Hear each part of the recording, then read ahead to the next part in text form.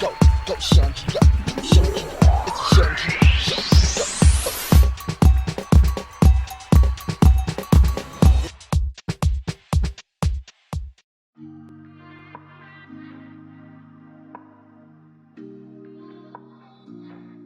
Get to know Pastor John Hanna. He's the dynamic senior pastor of the New Life Covenant Church in Chicago and the author of Just Pray.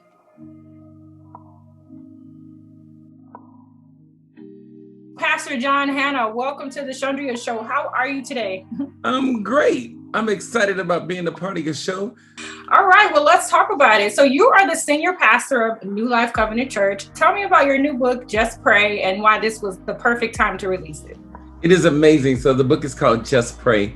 And actually, I started on this book before the pandemic started.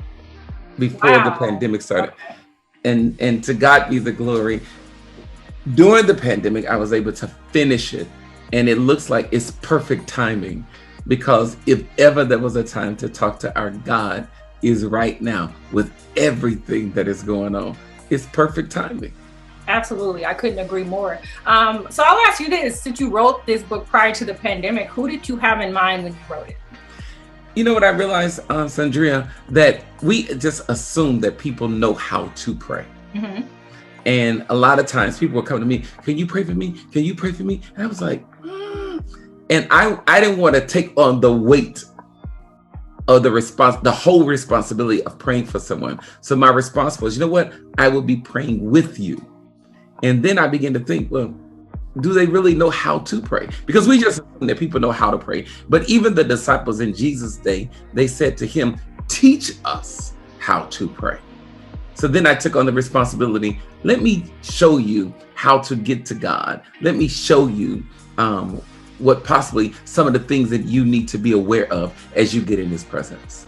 Absolutely. I love that you're teaching, you're an ambassador and you're teaching people how to speak on their own behalf, how to talk to God on their own, because they may not come to you with every problem that they're facing. So if you're teaching. And they won't. And they won't. Some things are so personal. Mm-hmm. Some things are so personal. So my thing is, he says, cast your cares. Everything that concerneth you, he's concerned about it.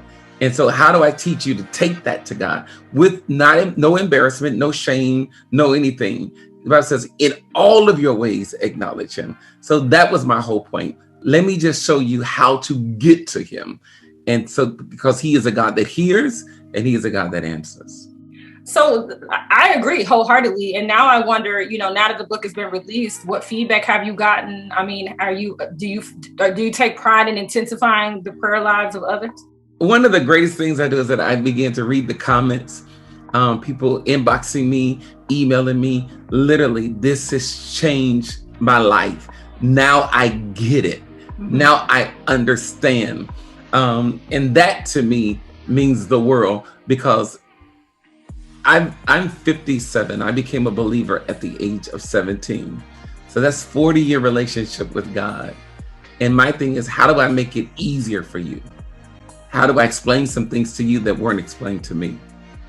I get that too. And then you have people that have different walks of life. They experience God at different times in life. Somebody could come to Christ at 50, right, and may not know. So I like the timing of the book. I mean, I think that the pandemic just, intensifies the need. How will the practical tools in Just Pray help its readers during such a time of anxiousness and unrest with the pandemic? Mm-hmm. We have social injustices going on right now, and then even their personal adversities going on in the world. How will this book make it practical for them? If anything, I'll say to you that everything you feel, you're supposed to feel. Okay. Every emotion that you're going through, you're supposed to go through it. Now, what you do with that emotion is everything. If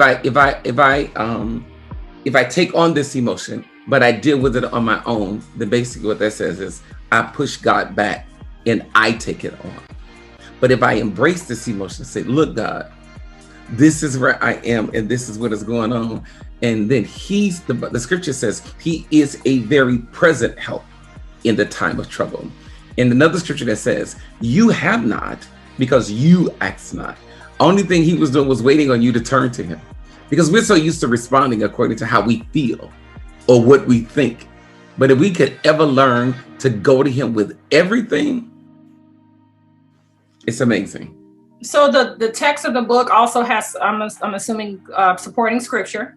God, yes. Okay. And then is it in a workbook format, or is it? It's not in a workbook format, and maybe that might be my next one. One of the things that, okay. come on here, you're stretching me. One of the things I do is that I teach people to increase their vocabulary. Okay. What do you mean by that? So I give the formats of prayer. When the disciples asked Christ, teach us how to pray. When he said, our Father which art in heaven, hallowed be thy name, he wasn't saying every time you pray these words, but he gave them a format. The format that he gave him, what I call Acts 1, adoration, confession, thanks, supplication, intercession. That is Acts 1. Adoration is just words of adoration. I literally put in like 60 to 80 words of adoration to teach people how to build up your vocabulary, to compliment your God, to worship your God, to praise your God, that now you get his attention. Beautiful. And I want to make it clear that this is not just a book for someone who is just learning to pray. If you are the biggest prayer warrior on the planet, this book will, be advantageous for you as well, because it will, again, also intensify your prayer life. You agree with that, right? I agree. I mean, regardless of the years that you've been together, it's for pastors, it's for leaders, it's for prayer groups. How do you maintain your sound? There's a sound that goes with prayer. And one of the things I wanted to do was to encourage people to maintain that sound. Love it. Love it a lot. Now, as a speaker and longtime spiritual leader, how has prayer impacted your own life? I would say that I couldn't imagine, I didn't make it where I've made it. I have not maintained what I have accomplished without prayer. Some people can just get to a certain place, but how do you maintain that thing? One of the things that I've always asked God is, I've seen people accomplish a lot, and then one thing can blow it all up. One bad mistake, one bad decision can blow everything up. What I've said to people is, I live my life as if I am in a field of landmines. And if I'm in that field, imagine him telling me where to step, where to go, what to avoid. That to me has been how I've been able to make it this far and maintain everything that I have. Because I want to say to everyone, I teach this, never believe the hype. Never believe that you've arrived so much to the point that you can't be tempted. Never believe it to the point that you can't fall. Never believe that you've arrived to the point that you can't mess this up. But if I be led by him, I believe that I'm trusting God for a scandal-free life. And that's what I need. And you can have the same thing. That's phenomenal. How does your relationship with God relieve any of your own dismay over the state of the world today? You're watching the news like everyone else. How does that get you through? Can I be honest with you? This world is wicked. This world is troubling. I'm disheartened when I see how African Americans are treated. I'm disheartened when I see how we treat one another.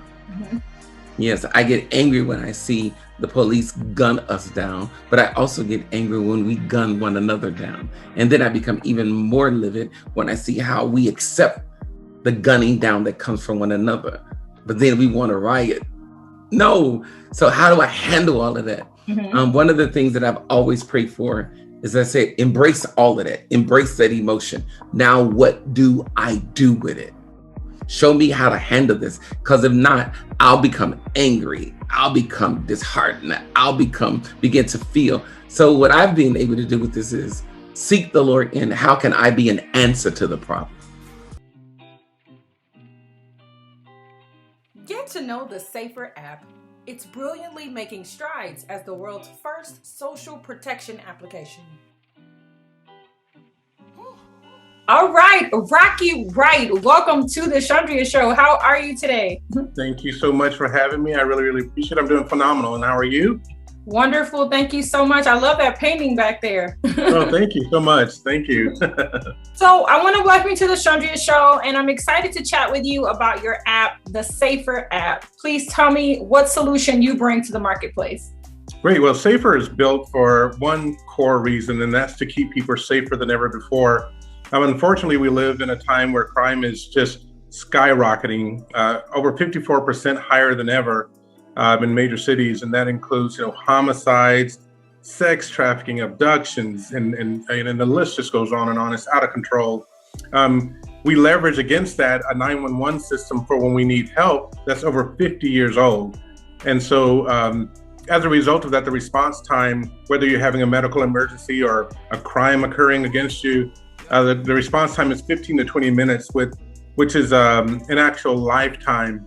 If you're the one in that situation, it's just an enormous amount of time. So SAFER was built as a way to kind of be an intermediary between the old 911 system and the crime rate that's going up, and what can we do to help people faster. And with SAFER, we're kind of redefining what a first responder is, because if I'm having a medical emergency, I'm having a stroke, and I can either lay there for 15 or 20 minutes, or if my neighbor who's just right next door only knew, he could get over there and help me. So the core of SAFER is very core, what we call a safety net, which is tying communities of people together that can be responsive and help people in any kind of crisis situation. I think it's a brilliant idea. I like that you're allowing the community to help you, in responding to any type of crisis, whether it be a medical emergency or what have you. I'm curious, what sparked this idea? Well, I had a personal situation where I had an incident, and I was in a fight for my life, and it was horrendous. And literally around the corner were people just walking along the street who had no idea that I was needing their help. And so it just inspired the idea of, man, how different things could have been if somebody could have even just come over and said, hey, what are you doing? Any little thing can make the difference. And these kind of situations, when you get into them, they have long lasting effects on you. So that was what really inspired the idea of building an application. And then when I see what's going on, specifically in our communities, the lack of visibility and transparency sometimes when dealing with law enforcement, it's an incredible application to allow, you start an engagement with law enforcement, ignite your SAFER, get a bunch of people and witnesses watching and engaged with what's going on, so that there can never be anything that's kind of hiding behind the curtain, or everyone's waiting anxiously to get something released. It's released right then and there. And it's just a really, really powerful tool and attribute for all situations and circumstances, including dealing with law enforcement for specifically our community.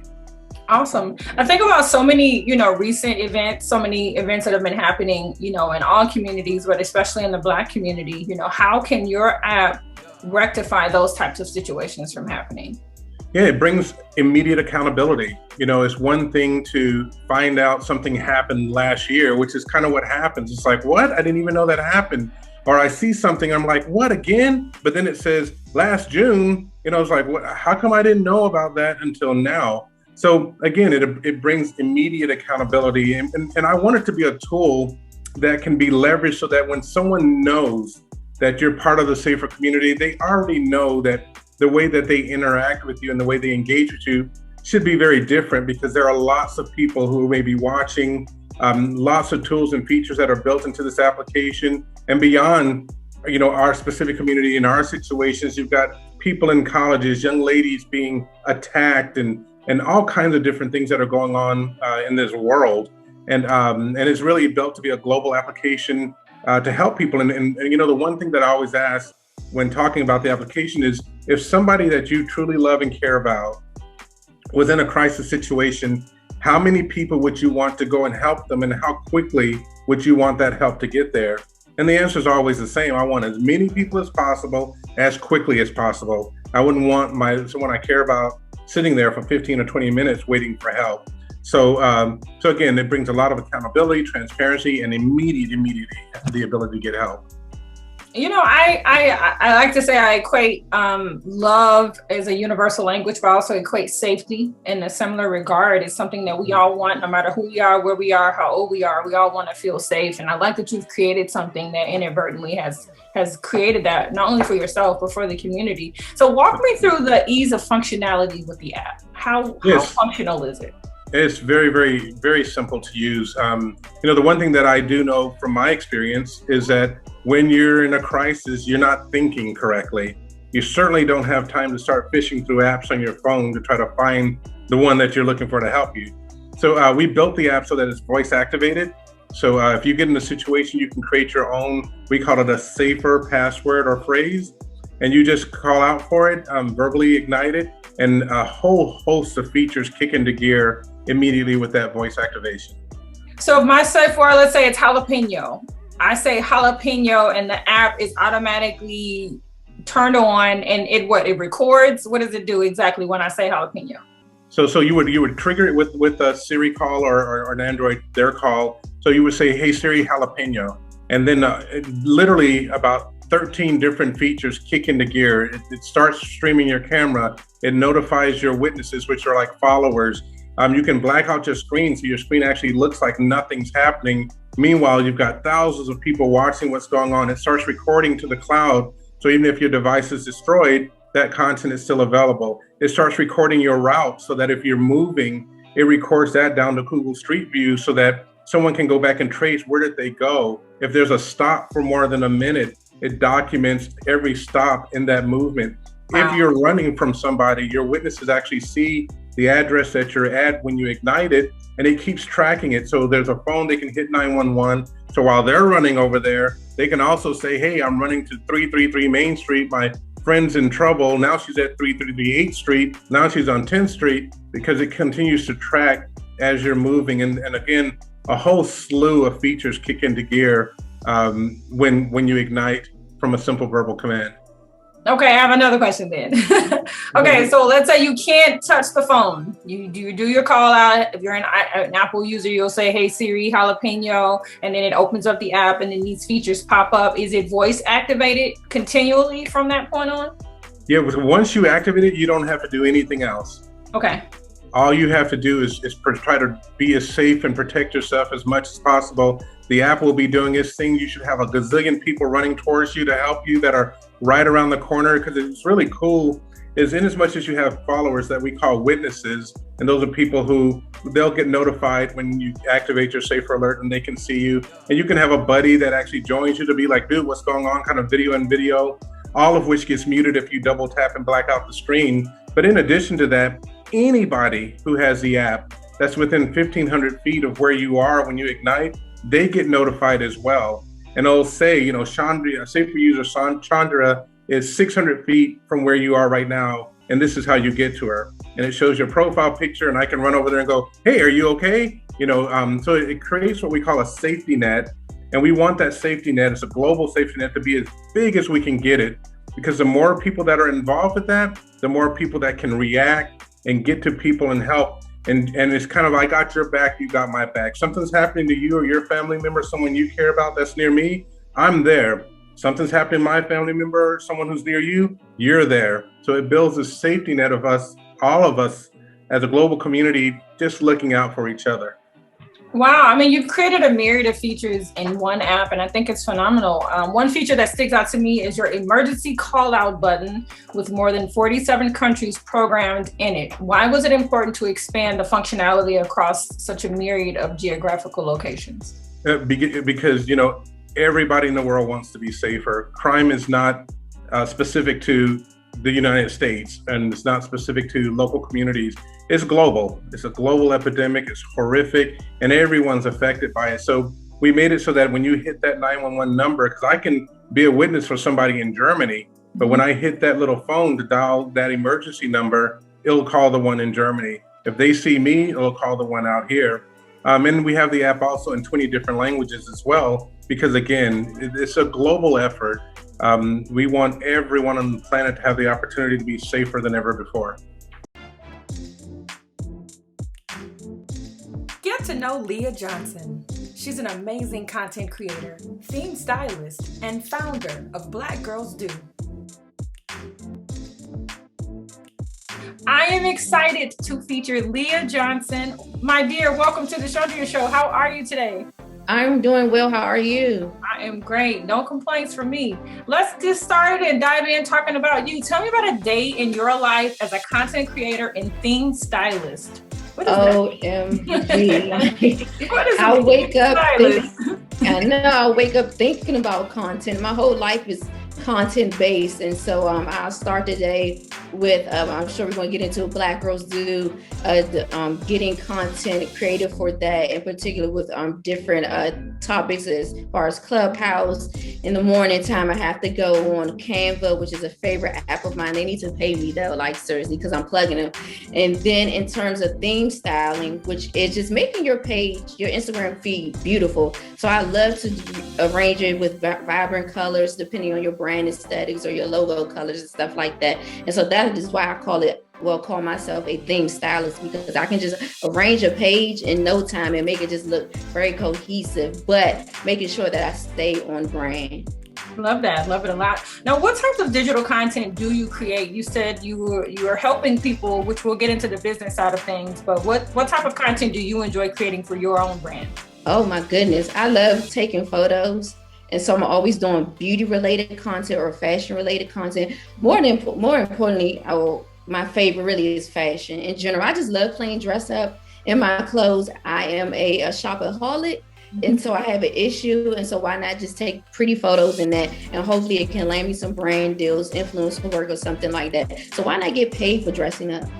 Now, how long have you really been into fashion and design and styling and things like that? Because you got it naturally. So since I was born, my mom. Okay. So I get it from her. And so I remember being little, going to Nordstrom and getting you remember the socks with the lace around them? Everything had to really coordinate. And she dresses a lot in like monochromatic fashion. And so everything literally had to, like the tones had to feed into a different color. It was just something amazing about her. And I was like, ooh, Mom, I want to do that. And so she inspired that.